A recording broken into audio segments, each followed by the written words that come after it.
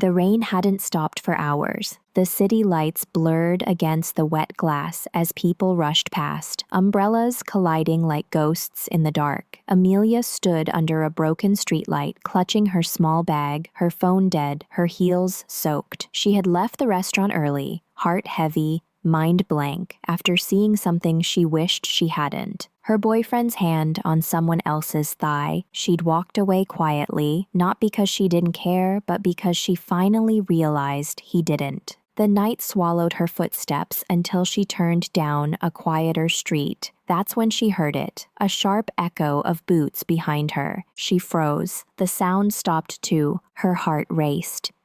Before she could turn, a hand grabbed her wrist, but another voice cut through the storm. Let her go. It was calm, deep, commanding. In the flash of lightning, she saw him, a tall stranger in a dark coat, standing just far enough to be mysterious, but close enough to feel dangerous. The man holding her ran, disappearing into the rain, and for a moment, the world felt still.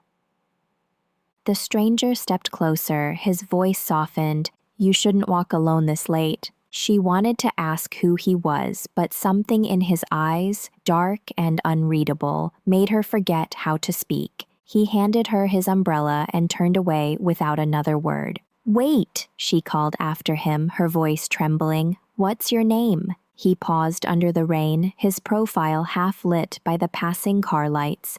You don't need to know that, he said softly. Then he was gone. But that night, she couldn't forget his face. 3 days passed. Amelia went to work, smiled for customers, answered emails, and tried to convince herself it was nothing. But every sound of rain made her remember him, the stranger with the quiet voice and the haunting eyes. One evening, as she left her small art gallery job, she saw him again, standing across the street, watching, her breath caught. He didn't move closer, he just nodded once like he already knew her, then turned away. She ran after him. Hey, you! But the traffic roared, and when the light changed, he was gone again.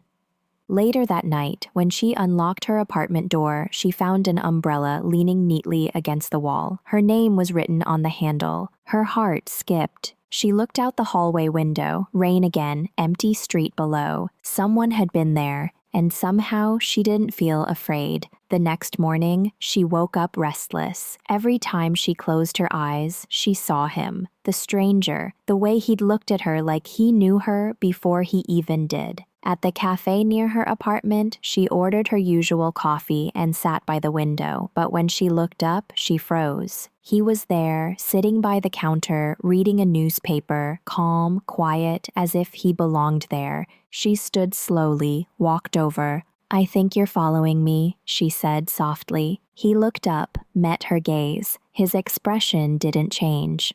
Maybe I am, he said. Her pulse quickened. Why?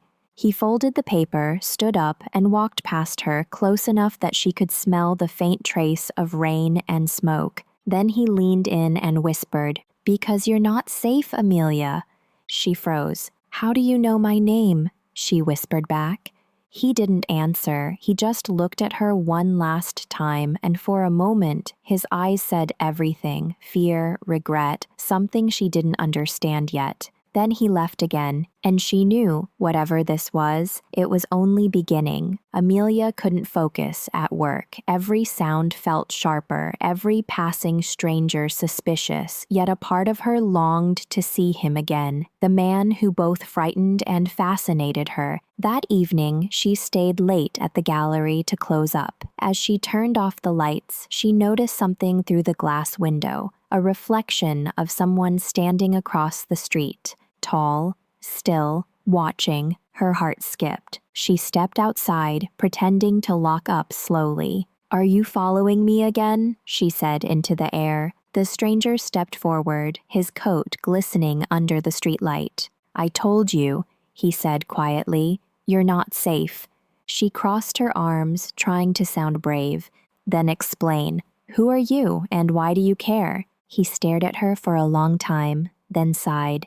Because I owe you. Before she could ask more, a car sped past. When she turned back, he was gone, just like before. But this time, he had left something behind. A black card on the bench near the gallery. Her name, written in elegant silver ink, and below it, a single word, run. The next day, she tried to look him up. There was no record of his name because she didn't know it, but she did remember his eyes, his voice, and that strange stillness that seemed too calm for the chaos of the city. At night, she found herself walking to the same cafe, hoping he'd appear again, and he did. This time, he didn't hide. He sat across from her, uninvited, but she didn't ask him to leave. "You should stop looking for me," he said quietly, stirring his coffee, though he never drank it. "Then stop finding me first," she replied. His lips curved faintly, the first hint of a smile she'd ever seen from him. "You're not easy to ignore." She looked at him closely. "Who are you really?" He leaned back, his eyes dark with something unspoken. "My name is Adrian," he said after a pause. "And what you saw that night wasn't an accident." Her blood ran cold. "What do you mean?" He looked away. "The man who tried to grab you, he wasn't after your bag. He was after you." Amelia's hands trembled slightly as she whispered, "Why would anyone be after me?" Adrian didn't answer at first. His jaw tightened as if the truth itself was poison. Finally he said, "Because of your father." "My father?" she said, confused. "He's just an accountant." Adrian looked up, his gaze heavy with something she couldn't name. "No, he used to be much more than that, and now, someone wants revenge." She stared at him, speechless. "How do you know this?"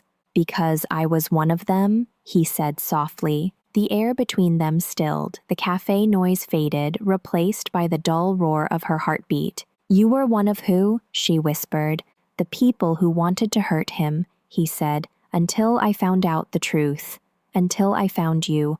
Their eyes met. There was no going back from that look. Fear, betrayal, and something dangerously close to desire. Amelia stood up, voice trembling. "Then why save me?" Adrian rose slowly, stepping closer until his breath brushed her skin. "Because I couldn't let history repeat itself," he said, "and because I made the mistake of caring." The lights flickered outside. The city seemed to hold its breath. Amelia didn't move as he whispered, "You should hate me, Amelia, but if you don't, that's what will destroy you." He walked out, leaving her standing there, heart pounding, mind spinning, torn between fear and something that felt like fate. Sleep no longer came easily. Every time Amelia closed her eyes, she saw Adrian, the shadow in the rain, the eyes that hid too much truth. She wanted to hate him for what he'd said, for being part of the reason she was in danger, but her heart betrayed her. Days passed with silence. Then one night, she found a note slipped under her apartment door. "You're being watched. Don't go to work tomorrow. She froze, looked out the peephole. No one was there. That night, she couldn't sleep, and by morning, she saw the news. A break-in at the art gallery, a fire. She dropped the phone. If she had gone in early, she would have been inside. Her hand shook as she whispered to herself, "He saved me again." But this time, she didn't want to be grateful. She wanted answers. She went looking for him, through the rain, through the fog, following the only place she thought he might go, the cafe. But instead, a waitress handed her a small key. "He said you'd come," the woman said. Attached to the key was an address, a simple note. "If you really want the truth, come alone." Amelia hesitated, but went anyway. The address led her to a quiet building on the city's edge. Inside, an empty apartment, minimalist, cold, like a temporary hiding place. On the table, a single file sat open. Her father's photo, newspaper clippings, a classified government logo, and a picture of her. She turned sharply. He was there, leaning against the wall, watching her. "Now you see why I couldn't walk away," he said quietly. She looked at him, trembling. "You were spying on me." I was protecting you, he said. I worked for the people who wanted to silence your father. But when I found out what really happened, it was too late. He wasn't the criminal. He was the witness. Tears filled her eyes. And you? What are you now? He took a slow step closer, the enemy of everyone I used to serve. Amelia should have run. Every part of her said she should, but her heart had already made a dangerous choice. She asked softly, "Why me?" Adrian's voice broke a little. "Because you looked at me like I was human when I didn't deserve it." She swallowed hard. "You're not a bad person, Adrian." He smiled faintly. "You don't know what I've done. Then tell me." He didn't answer. Instead, he reached out, brushing his fingers against her cheek. His touch was hesitant, like he was afraid of breaking her or himself. "You shouldn't trust me," he whispered. "Then stop making me want to," she whispered back. They stood there in silence, hearts too loud for words. For the first time, he didn't disappear. For the first time, she didn't pull away. Rain tapped softly against the window. The city below glowed gold and blue in the night haze. Adrian stood by the window, his silhouette sharp against the light. "Amelia," he said quietly, "if you stay, you'll be in danger." She stepped closer. "I already am." He turned to face her, torn between instinct and emotion. "You don't understand. The people who want you gone, they'll come for me first." Her voice shook. "Then don't fight them alone." He took a breath, his control slipping for the first time. "I told myself I'd never cross this line." She met his eyes. "And what line is that?" He didn't answer. He just pulled her closer, slow, hesitant, until their foreheads touched. The moment was quiet, fragile. Then it broke. He kissed her. It wasn't gentle. It was desperate. The kind of kiss born from everything they couldn't say. When they finally pulled apart, she whispered, "Was that a mistake?" Adrian's voice was low, rough. "Every second of my life is a mistake, but not that." The night after their kiss, Adrian vanished again. No note, no call, only silence. Amelia tried to tell herself it meant nothing, that he was gone for good, but every shadow felt like him. Every knock at the door made her heart race. 3 days later, she came home to find her apartment door slightly open. She froze. Inside, drawers turned over, papers scattered. Someone had searched the place. And on the wall, written in red marker, "He lied to you." Her phone buzzed with an unknown number. "Amelia!" His voice came through, tense, breathless. "Listen to me. Don't stay there. They found you." "Adrian? Go now." A crash on the line, then silence. Her whole body shook as she grabbed her bag and ran. She didn't know where she was running, only that she ended up in the rain again, drawn by instinct to the one place that still felt connected to him, the cafe. And there he was, leaning against the doorway, drenched, bleeding from his arm. "Oh my God, Adrian!" she cried, rushing to him. He caught her wrists before she could touch the wound. "I told you not to follow me." She ignored him, pulling him inside, finding napkins, anything to stop the bleeding. "You need a hospital." "I can't go to one," he said through clenched teeth. "Then tell me what's going on." He looked at her, raw, exhausted. "You want the truth?" "Yes." He exhaled, trembling. "The people who came for you, they were my team. The ones I worked for before I turned against them. They don't forgive betrayal. They think your father left proof of what they did. And they think you have it."